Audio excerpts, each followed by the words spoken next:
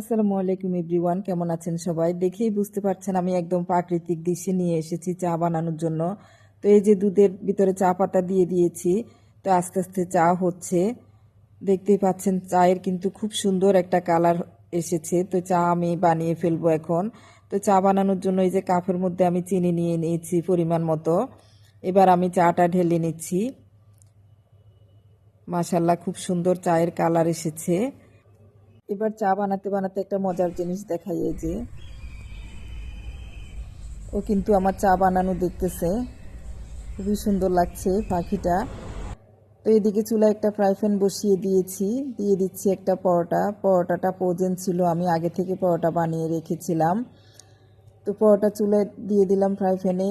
এবার আমি উল্টে পাল্টে হালকা করে সেঁকে নিব। এদিকে দেখাই, এই যে সূর্য উঠতেছে, জানালা দিয়ে দেখা যাচ্ছে। এবার আমি পরোটাটা একটু হালকা করে সেঁকে নিলাম। এবার দিয়ে দিচ্ছি 1 চা চামচের মতো ঘি দিয়ে দিচ্ছি পরোটাতে। এভাবে ঘি দিয়ে পরোটা ভাজলে পরোটা খেতে ফ্লেভারটা খুবই ভালো লাগে। তো এবার আমি ঘি দিয়ে উল্টে পাল্টে পরোটা ভেজে নিলাম। বাস, পরোটা হয়ে গিয়েছে। এবার আমি চা দিয়ে খেয়ে নিব। তো আমার ভিডিওটা ভালো লাগলে একটা লাইক কমেন্ট শেয়ার দিয়ে যাবেন। আজকের মতো এই পর্যন্ত। নতুন কোনো ভিডিও নিয়ে দেখা হবে। আল্লাহ হাফেজ, আসসালামু আলাইকুম।